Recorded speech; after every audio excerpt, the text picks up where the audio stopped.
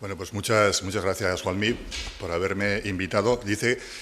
Has dicho que fui biólogo. Sigo siendo biólogo, pero te voy a desilusionar un poquito porque la rama de biología en la que me especialicé fue la química cerebral. Por lo tanto, ¿no? Pero sí que tiene relación con las cosas que ¿me permitís que os tutee? Sí, que os voy a transmitir. ¿Qué tal vais de imaginación? Sobraos.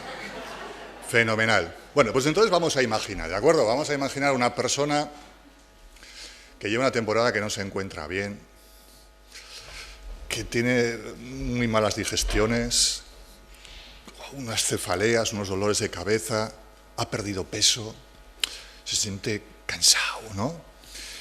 Y decide ir al médico. ¿Y qué le sucede? Pues mire, pues que tengo unos problemas con el estómago, hago muy malas digestiones prácticamente todos los días y tengo así como un dolor de cabeza y he perdido bastante peso.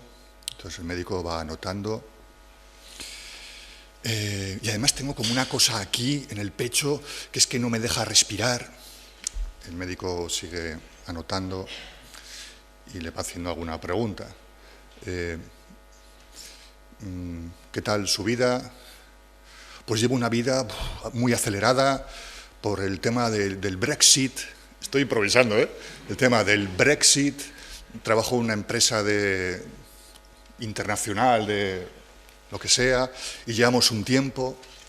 Entonces el médico sigue anotando, le dice, mire, le voy a pedir unas pruebas, quizá una gastroscopia, una analítica, pero le voy a derivar a salud mental. Bueno, losa. Va a casa y le preguntan, bueno, ¿qué tal con el médico? Pues bueno, pues me ha pedido unas analíticas, una gastroscopia y me ha derivado a salud mental. Y en casa le dicen, wow, eso quiere decir que estás mal, ¿eh? Sí, tengo cita con el psiquiatra. ¿Con el psiquiatra? Wow. Bueno, así que esta persona acude a la cita con el psiquiatra.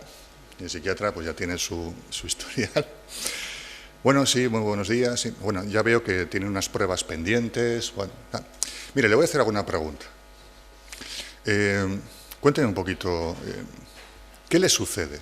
Pues mire, pues ya le conté al médico de cabecera que tengo problemas digestivos, me duele mucho la cabeza, he perdido peso, tengo así aquí como una cosa que no me deja respirar. Oiga, ¿qué tal duerme? No, dormir no, fatal. Ya llevo una temporada, desde que comenzó todo esto del Brexit, ¿no? Una temporada que me despierto mucho, que no, me despierto cansado. Ajá. Bien, ¿y qué tal su concentración? Terrible, el otro día casi me la pego con el coche, porque voy a lo mío, ¿no? Tengo esto constantemente, voy a lo mío. Ajá. Y me dice que ha perdido peso. Sí. Sin embargo, he perdido peso, pero es que los michelines parece que como que se han inflado, ¿no? O sea, voy perdiendo el peso y sin embargo acumulo grasa. Ajá. Bueno, es posible que usted esté pasando por una etapa complicada. Es posible que usted tenga estrés. Vale. Este señor va a su casa con un tratamiento para el estrés. Llega a su casa y las personas que están en su casa le preguntan, bueno, ¿qué tal con el psiquiatra? Me dice, bueno, pues me ha mandado a paseo. ¿Cómo a paseo? ¿No te ha recetado ninguna pastillita? Pues de entrada no. Lo que me ha mandado es a paseo. ¿Cómo que a paseo? ¿Sí? Me ha recetado que vaya de paseo por un bosque. Claro, esto en una casa puede sorprender, ¿no? Que un psiquiatra prescriba un paseo por un bosque o varios paseos por un bosque, que te mande a paseo. Y que tal vez de entrada no salgas de una consulta con un estabilizador, el estado de ánimo o un ansiolítico, ¿no? Llama la atención. ¿Realmente nos llama la atención? Vamos a recorrer un poquito lo que le está pasando a esta persona y la prescripción de este psiquiatra, a ver si cuadra o no cuadra, a ver qué les parece, a ver qué os parece, a ver qué os parece. Esta persona ha sido diagnosticada de estrés. El estrés de entrada no es algo malo, igual esto ya no rompe los esquemas, está muy bien, sin estrés no podríamos vivir. El problema es un estrés mantenido en el tiempo, ¿no? La respuesta de estrés, que es una respuesta frente a las cosas que nos pueden ocurrir, según Hans Seyle, tiene como 3 etapas, 3 fases. La primera de ellas es la etapa o fase de alarma. Algo nos ocurre y nuestro organismo se alarma. ¿Para qué se alarma? Para hacer frente a lo que nos ocurre. Inicialmente, quizá en etapas iniciales de la evolución humana, esas cosas que nos ocurrían necesitaban de una activación orgánica para hacerles frente, para luchar o para huir. Pero eso se nos ha quedado en la memoria, se nos ha quedado en la memoria biológica. Por lo tanto, la respuesta de estrés también va para luchar o para huir.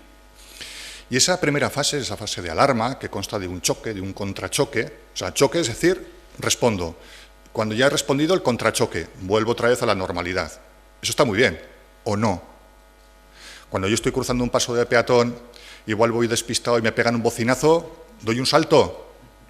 Seguramente el corazón se acelera, sí, pero una vez que no ha pasado nada, ¿qué le ocurre al corazón? Vuelve a su estado normal, eso está muy bien, perfecto. Pero en la etapa de alarma se producen una serie de cascadas bioquímicas, de procesos biológicos, como por ejemplo, hay una alerta cortical a nivel cerebral, hay un chorro de noradrenalina encefálica, que lo que hace es centrar la atención sobre aquello que nos está alarmando. Una focalización de la atención. Claro, cuando focalizamos la atención en algo, perdemos la focalización en otras cosas. ¿Sí? ¿Van viendo también lo que le estaba ocurriendo a esta persona? Vale. Además se produce, en esa fase de alarma, una hiperactividad a nivel del sistema nervioso simpático. Si recordáis de la escuela, había dos tipos, ¿no? Sistema nervioso simpático y parasimpático. Simpático acelera, parasimpático para. ¿Sí? Bueno, pues hay una sobreactivación del sistema nervioso simpático. ¿Esto en qué se traduce? Bueno, en muchas cosas, pero no os voy a aburrir. En muchas cosas. Por ejemplo, se traduce en un secuestro de sangre, vamos a decir interna, que va directamente la sangre a los músculos. Es decir, sistemas que en un momento de alarma pues son secundarios, como pueden ser los sistemas viscerales, son secundarios. La persona para luchar o para huir necesita sangre, ¿dónde? En los músculos. Sí, entonces se produce ese secuestro de sangre, quizá más interna, y va a los músculos para luchar o para huir. Con lo cual se interrumpen los procesos de órganos, vamos a decir, secundarios, como pueden ser los sistemas digestivos. Claro, la sangre va a los músculos. Claro, pero para que vaya a los músculos rápido, hace falta que el motor funcione más rápido, más revoluciones. ¿Cuál es el motor? El corazón, ¿no? Y por lo tanto, se bombea más rápido. Pero claro, para oxigenar toda esa sangre también hace falta respirar más rápido, ¿no? Con lo cual, la persona que va a enviar sangre a sus músculos, el corazón va más rápido y respira más rápido. ¿Os acordáis de esta persona que dice, es que tengo como una cosa aquí? ¿Sí? Vale. Bien. Además de esta disminución de la atención, porque está muy focalizada en lo que ocurre, además de este secuestro de sangre, vamos a decir, de órganos o sistemas que en este momento son secundarios hacia los músculos, si el estímulo o si la situación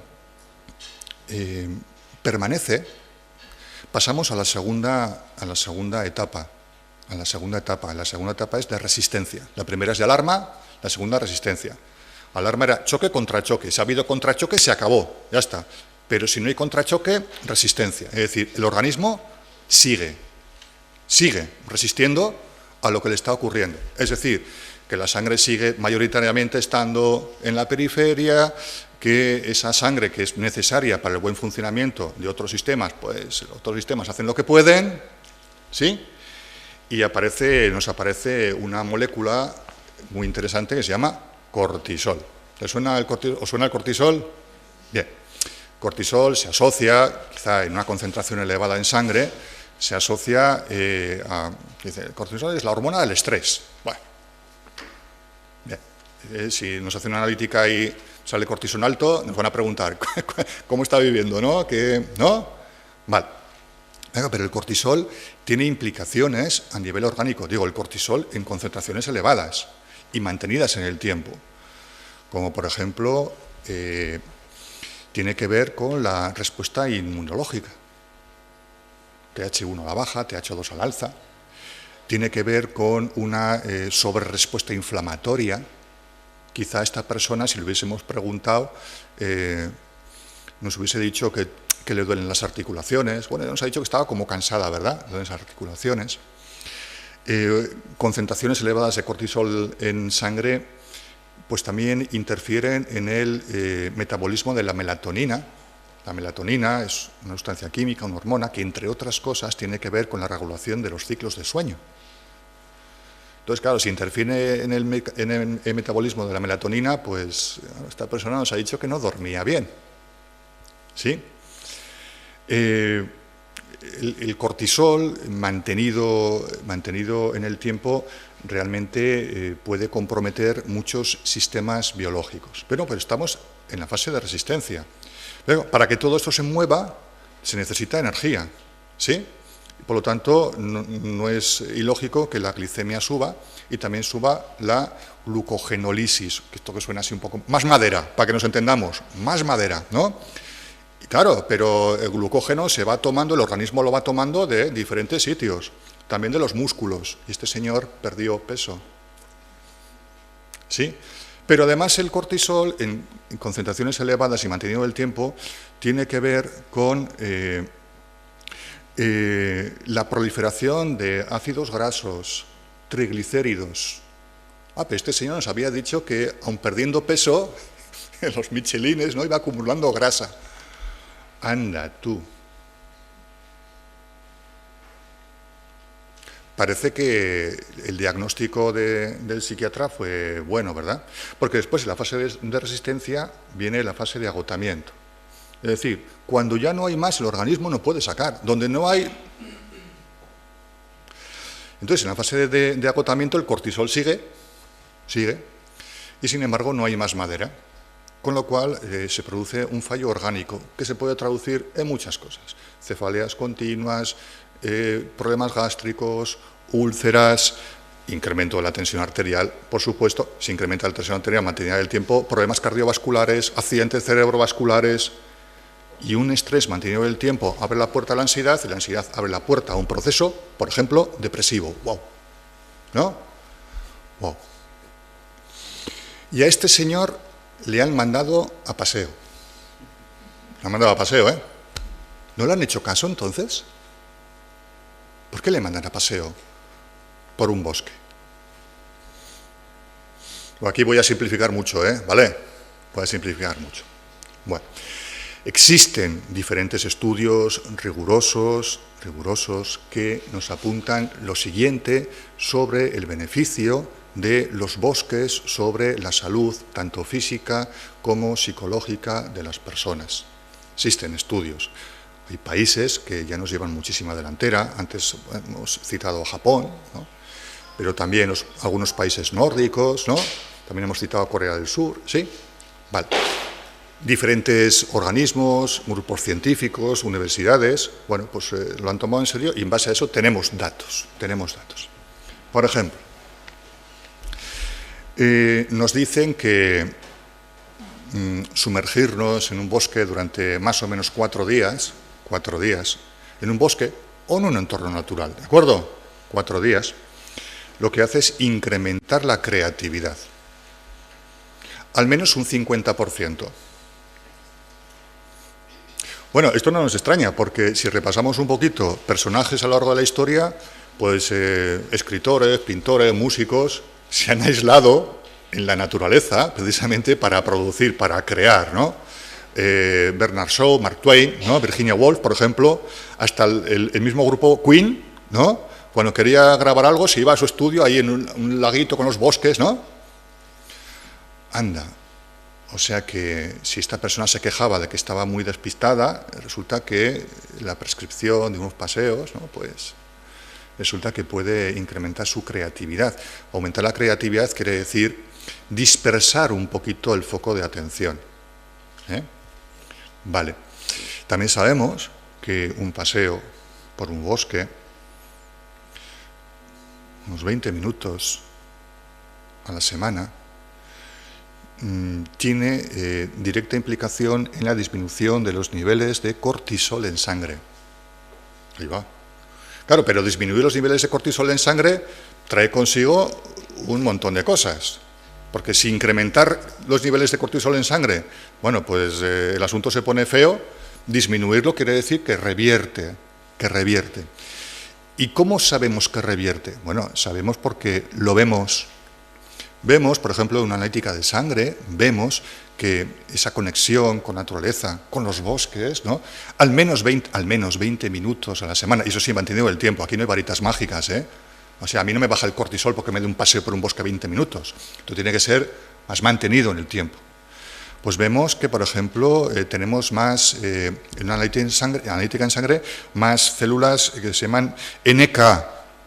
¿Qué son las NK? Las Natural Killer, las asesinas naturales, es decir, células que van a combatir pues, a elementos patógenos que nos puedan entrar, ¿de acuerdo?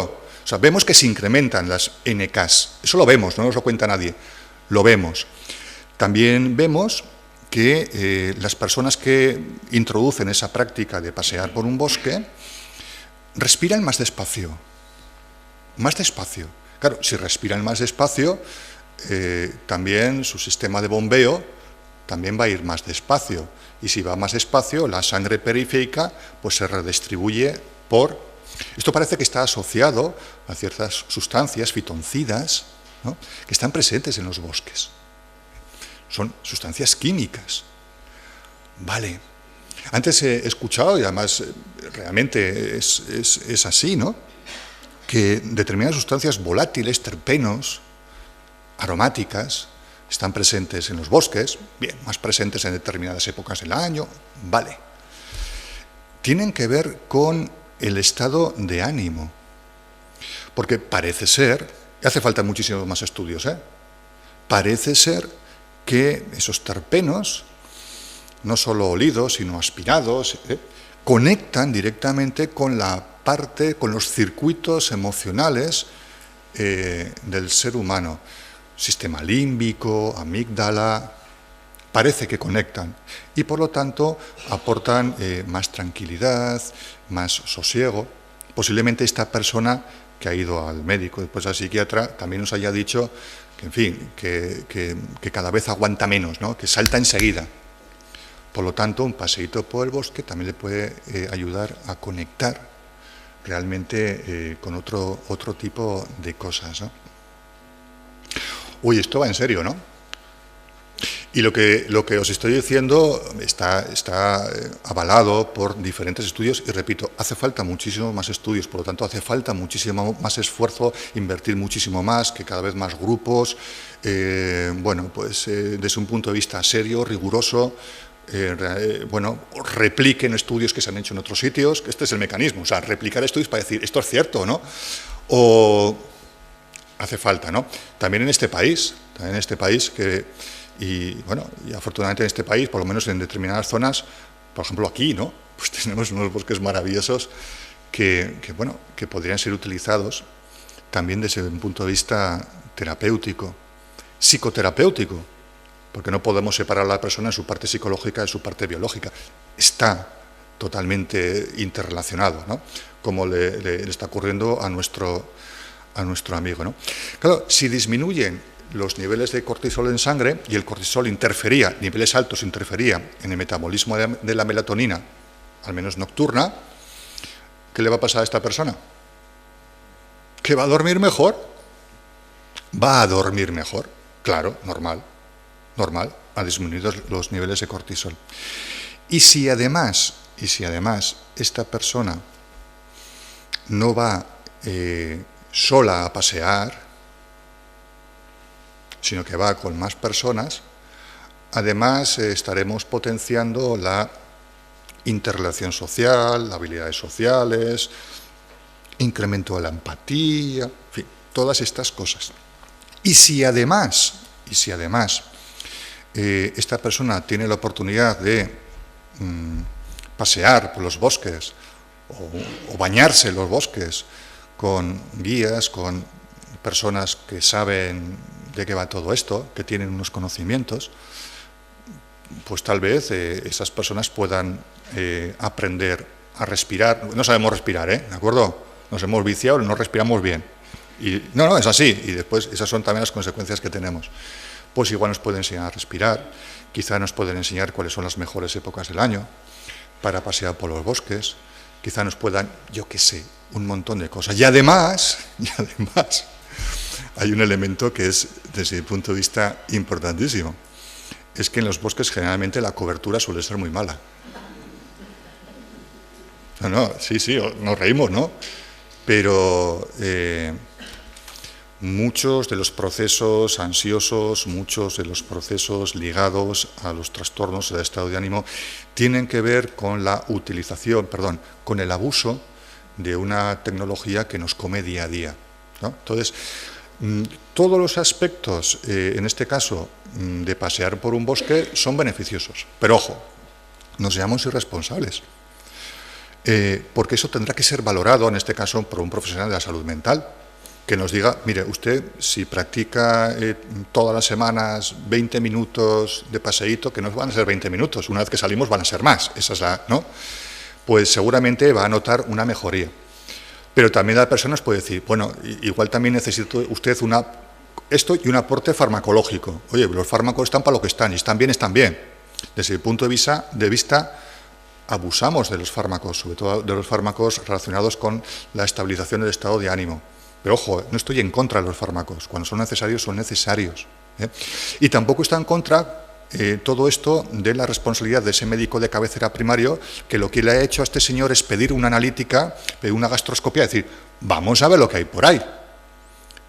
No vaya a ser que estemos pensando que es estrés y tenga algo más. Es decir, no estamos hablando de sistemas incompatibles, pero sí que estamos reclamando, y yo soy psicólogo sanitario, yo sí que reclamo un poquito más un contacto, en este caso, con el medio natural, pero como elemento terapéutico.